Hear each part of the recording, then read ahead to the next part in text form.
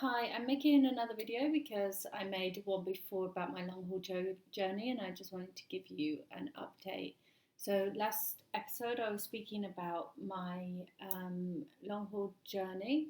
I contracted COVID in June, early July of 2021, and then I thought fully recovered by August.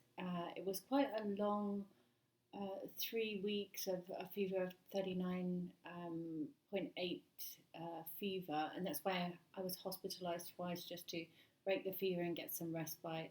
It was extreme fatigue during the illness itself during COVID, whereby sometimes I couldn't even speak. I was so fatigued I couldn't even ask for water. But I actually had a mild case. And I thought I'd fully recovered, but then symptoms started coming back in waves. Specifically, now I can tell why. It was because I was doing too much, and that is part of the rehabilitation process in long COVID is pacing.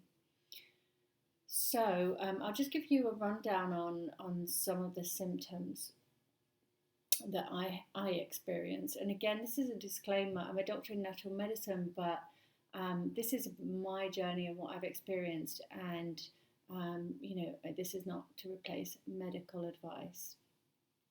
And in fact, you should be working with a medical team.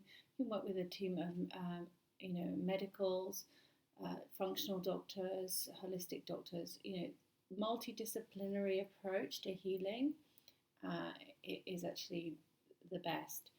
So my personal symptoms were extreme fatigue, brain fog, so inflammation in the brain, widespread pain throughout the body, confusion, neurological issues like pins and needles in the hands and in the arms, mood swings.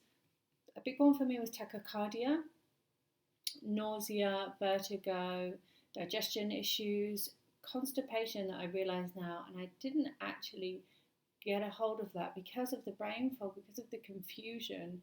And another one is extreme hair loss. So I want to talk you through some of the symptoms that I've helped, what I've done to help those symptoms.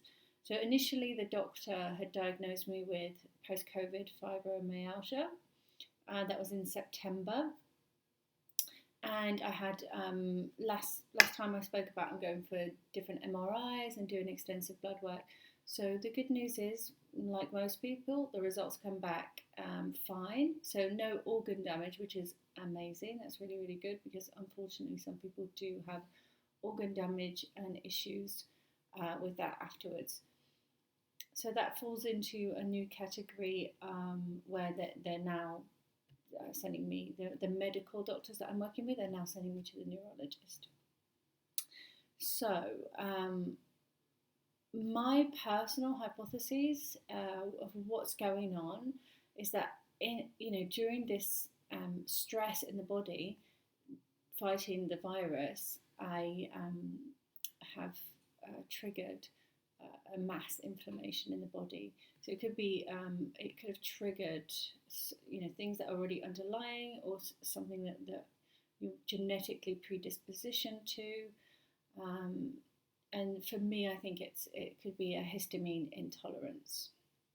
So that could be due to mast cell activation syndrome, which is something that I think needs a lot of research. I think this mast cell activation syndrome could be what's underpinning a lot of the illnesses that people are suffering in the world, such as diabetes, anything to do with immune dysfunction, dysregulation, but also just many of the illnesses we know now are underpinned by inflammation in the body, and this could be due to mast cell activation syndrome. We don't know enough about what they do, what the role is, and we know that they're easily affected by many different things. Again, everybody responds differently, but the mast cells can be dysregulated by stress, early childhood stress, can be dysregulated by exposure to mold, viruses, parasites, chemicals, many different things that can trigger this. So I've been doing a lot of research, and there was actually a study to show that fluvoxamine um, reduced hospitalization in COVID patients in a randomized control study in 2020, which is interesting because one of the comorbidities for having serious illness with COVID is actually mental health issues such as stress, anxiety, and depression. So keeping the stress level down is super beneficial in general, obviously to your life and everything, but also for COVID. So obviously the doctors, the medical doctors that I see, they don't really know how to treat post COVID, so they do throw a lot of medication at it. I was prescribed various different kinds of medication, anxiety medication, antidepressant medication, which I've decided to treat naturally because I know that this is a situational thing and it's not something that's prolonging. But obviously, everyone is up to their own discretion and you know, their own discussion with their doctors on what's best for them, and it may be beneficial for you to help you get through a stressful period, because it is quite mentally challenging, you know, having long COVID, not being able to do the things that you used to do, not being able to just carry on and continue. And if you were a high functioning person, learning your new limits can be really challenging. I've found it really challenging. Simple things like taking my son to nursery. My car is in the garage, it's broken down, so I had to walk. It's an hour's journey walking there and back. That's exhausting for me now. I struggle afterwards. And then the day afterwards, if I've done lots of physical activities or mental activities, I'm usually floored. I need to lie down, I need to rest. That is something that is in society, there is an undertone of that's laziness, that's not accepted, you need to be producing, you need to be productive, and you know, that's quite challenging. There's shame and there's guilt around that, around allowing yourself to rest. And really, we need to flip that whole paradigm and make rest an activity in itself, so that we can schedule in doing nothing, resting, not even, you know, not even just sitting on the couch and watching TV. That's already an activity.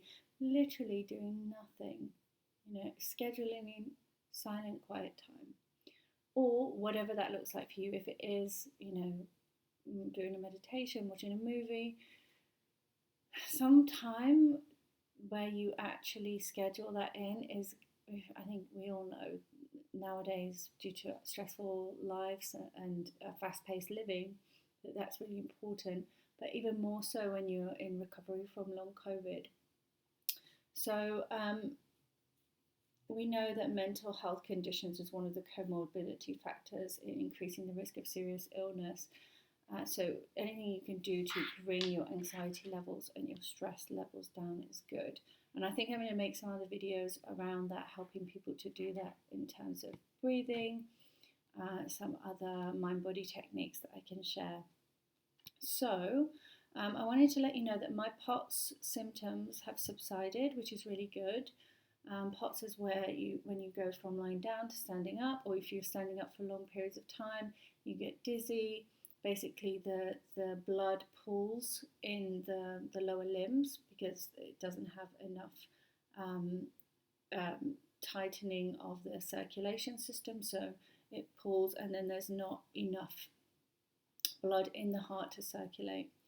So a lot of people experience this after having COVID or during long COVID. So the way that I have helped myself with that is I wear a heart rate monitor so I can check on that, keeping check on my stats.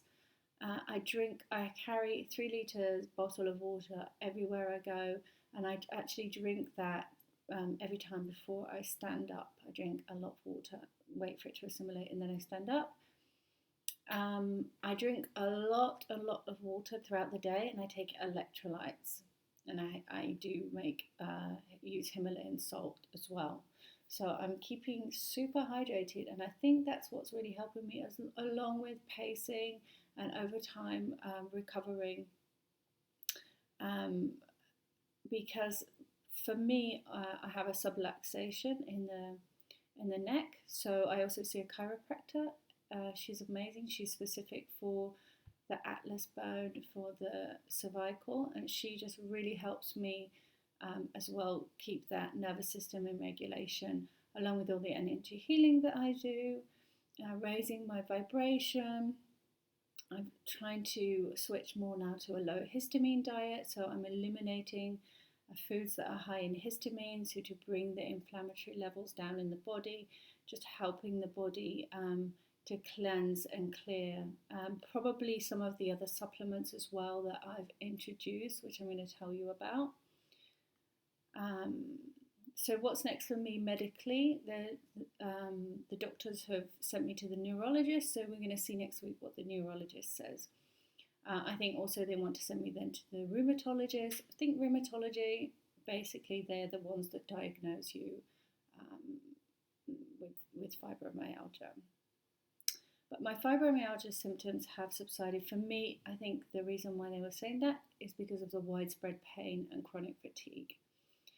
So fatigue has subsided a bit just through pacing and learning my new limits. I think a lot to do with the supplements. Also for me, being a woman, it was tied in a lot with my menstrual cycle.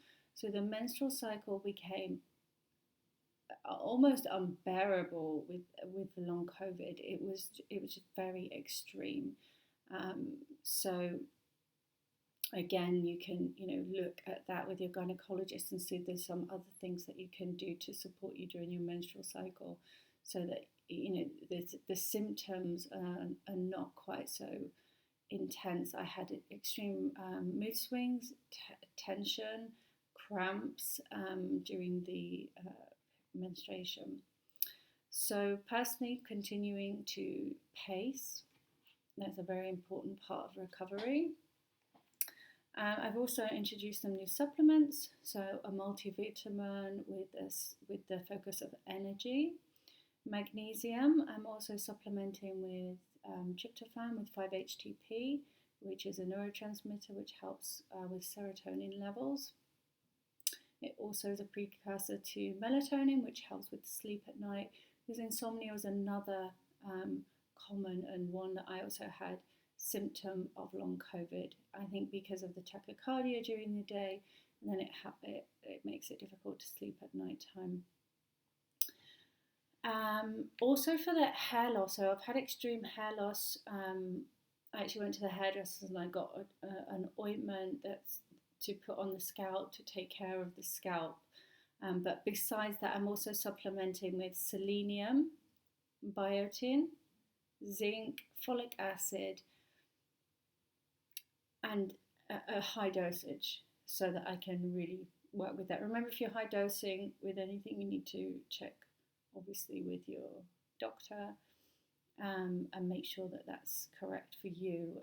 And also with any of the supplements, specifically the 5-HTP, if you're already taking antidepressants or anything like that, you need to check with your doctor before you introduce anything else. So I'm working with a lab here in Barcelona. I'm based in Barcelona. So I'm working with a lab, and they're going to do a test for me for diamine oxidase deficit, which is basically going to check if there's a deficit of this enzyme that breaks down histamine. So then I can check if there is a histamine intolerance basically in the body causing this inflammation. And in that case, then there are other supplements that I can take, such as that specific enzyme. And if I can go into detail in another video about different things you can take for that, such as B vitamins and copper, which also are needed in the breakdown of histamine.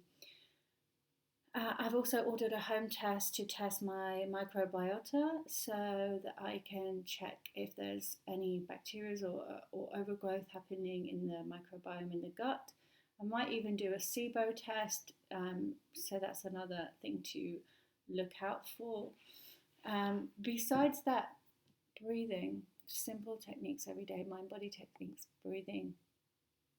I also use acupressure, and I also do energy healing of myself. And I think all of this combined is really helping me with my recovery. If you've got any questions, you can feel free to DM me. I'm going to leave my information in the comments. Again, this is an ongoing process, so I'm going to keep you updated.